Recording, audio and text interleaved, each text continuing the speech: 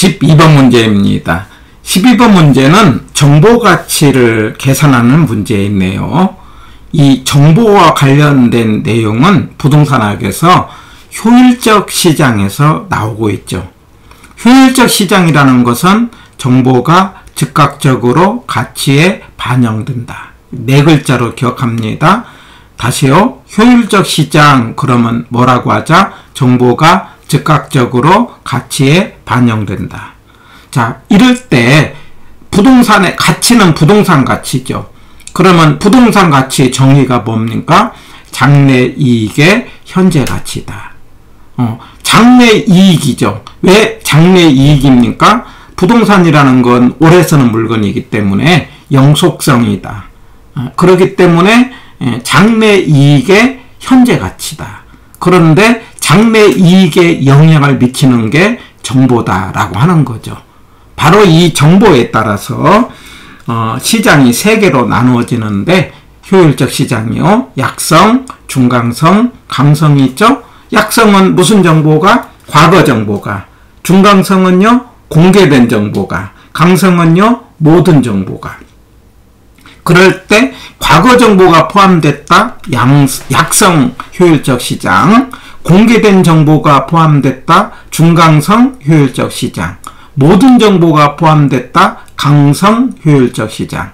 자, 그런데 여기서 모든 정보라는 것은 공개된 것뿐만 아니라 공개 안 된 내부자 정보, 공개 안 된 정보까지를 포함합니다. 그리고 현실적으로 강성이라는 시장은 현실에 존재하지 않고 현실은 중강성 시장까지 존재한다. 이렇게 기억하시고, 자, 그런데 우리가 지금 이 효율적 시장 이론에서는 투자를 목적으로 나오는 거거든요. 투자의 목적은 돈 벌기 위한 거 아닙니까? 그러면은 초과이윤을 얻으려면은 앞으로 일어날 일에 대해 관한 정보를 알고 싶죠. 그럴 때 그 정보를 분석하는 것이 과거의 정보를 분석한다 그러면 기술적 분석.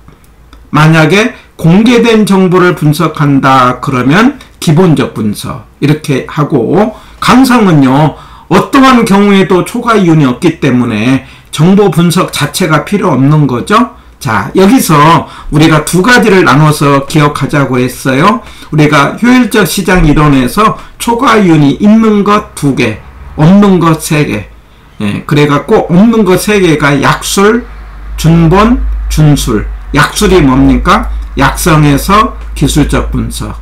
준본, 중강성에서 기본적 분석. 준술, 중강성에서 기술적 분석. 이 3개는 초과이윤이 없어요. 자, 이 내용은 지금 앞에 말하자면 기본 강좌에 제가 정리를 다 해놨습니다. 예. 그런데 있는 거 2개. 뭡니까? 약본. 약본이라는 게 뭐예요? 약성에서 기본적 분석. 그리고 또 하나 공개 안 된 정보가 있으면 초과이윤이 있다.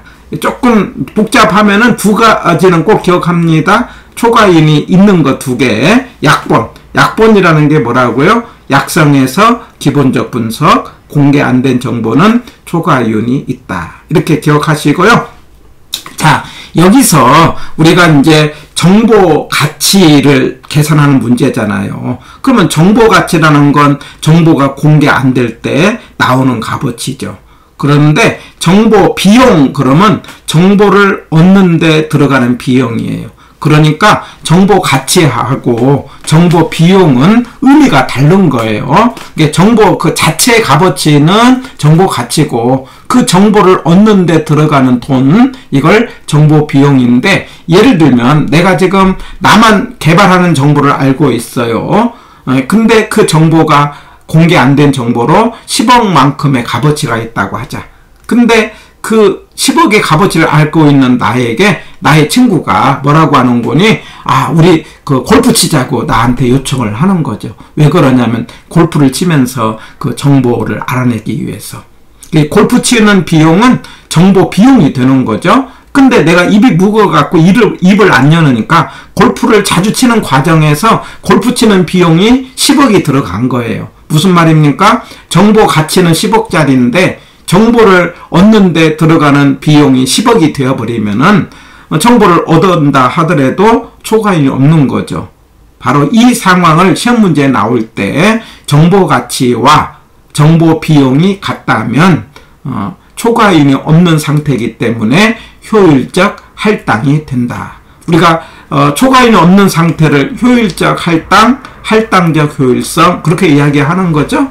또 하나 중요한 지문은 불완전 시장이라 하더라도 초과이익만 없으면 효율적 할당이 된다. 이렇게 한번 정리를 하고요. 바로 이 정보가치에 관련된 계산 문제는 계산이 너무 쉽습니다. 3단계로 하시면 돼요. 그 3단계라는 게 뭐냐? 차익수현. 말하자면 차이를 구하는 거죠. 그 차이라는 게 뭐냐? 개발을 할 때, 개발이 안 될 때 가격이에요. 그래갖고 개발을 하면은 2억 1천만 원. 그 주어진 문제에서요. 개발되지 않으면 4억 8,400만 원. 두 금액 사이에 차이를 찾아내는 거죠. 그랬더니 7억 2,600만 원이 나왔어요. 그럼 두 번째는요. 이제 정보 가치는 그 공개가 안 될 때, 그러니까 공개가 안 되면서 개발이 안 될 가능성을 찾은 속에서 그 뭐냐면은 값어치를 찾아내는 겁니다. 그래갖고 개발될 가능성이 45%면은 개발이 안 될 가능성은 55%가 되는 거죠. 100에서 우리가 전체를 100%니까 빼기 45%를 빼는 거예요. 그러면 55%가 나오는데 바로 이 55% 바로 개발이 안 되는 이 55% 속에 우리가 정보 가치가 존재를 하는 거예요. 그래갖고 0.5를 곱합니다. 안 될 걸 곱한다는 거. 그랬더니 3억 9,930만 원이 나왔어요. 자, 이 3억 9,930은 2년 후의 금액이에요. 2년 후에. 그런데 지금 현재 가치를 구하라고 있잖아요. 그래서 미래돈을 현재로 할 때 우리 투자에서 1 플러스 R의 N승분의 1 이걸 현가계수라고 하지 않습니까? 여기서 R은 이자율을 말하고 N은 연수를 말하는데 그래서 주어진 할인율이 10%라면은 결과적으로 1.1에 1 플러스 0.1에 그러니까 1.1의 제곱분의 1이죠. 자, 이렇게 하는데 바로 이걸 계산할 때는 나누기로 하는 게 편합니다. 그러니까 제곱이라는 건 두 번 한다는 거니까 1.1을 두 번 나누는 거죠. 만약에 3년이면 3번 나누면 되는 거죠. 그래갖고 3억 9,930 나누기 1.1 나누기 1.1 그러면 3억 3천만 원이 나오고 정답은 3번이 되는 거죠. 그래서 앞으로 정보 가치는 차익수현, 차태현시 연상에서 차이를 구하고요. 안 될 가능성을 곱해갖고 현재 가치로 한다. 해서 가볍게 문제를 풀어가시기 바랍니다. 그러면 12-1을 통해서 지금까지 우리 부동산학개론에서 정보가치로 나왔던 계산 문제를 한 번 더 이제 점검을 하는 거죠. 우리가 계산 문제를 공부할 때는요, 기출문제만 공부를 하시면 돼요. 그래갖고, 앞으로 나오는 모든 문제는 기출문제에서 숫자만 바꿔서 나오는 거니까 기출문제를 반복을 하는 거죠. 정보가치는 차익수현이다. 차이를 구하고, 안 될 가능성을 구하고 현재 가치를 하는 거다. 그런데 자 여기 보니까 이제 가격이 8억 8천 나왔죠. 그 다음에 그러지 않으면은 6억 6천이죠. 차이를 구했더니 2억 2천이 나왔어요. 그러면 이제 두 번째는요. 개발될 가능성이 40%라고 했네요. 그러면 안 될 가능성은 0.60%니까 100에서 빼는 거죠. 60%는 0.6을 곱하는 거죠. 그래서 2억 2천에다가 0.6을 곱했더니 1억 3,200이 나왔어요. 근데 이게 몇 년 후의 금액이라고요? 1년 후. 1년 후는 나누기 한 번만 하면 되는 거죠. 10%니까 1.1로 나눴더니 1억 2천만 원 해갖고 정답은 3번이다. 이렇게 정보가치는 차익수현 이렇게 기억하시면 되는 거예요.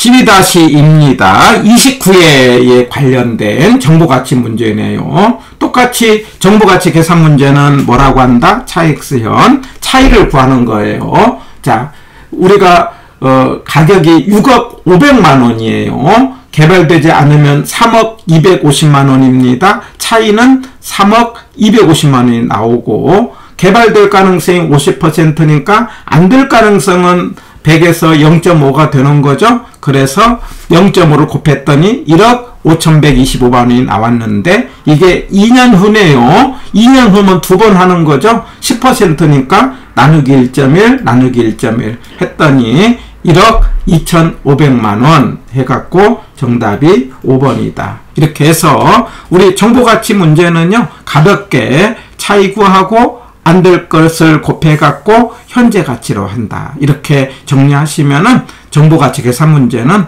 그냥 편하게 맞추시는 문제가 되겠습니다.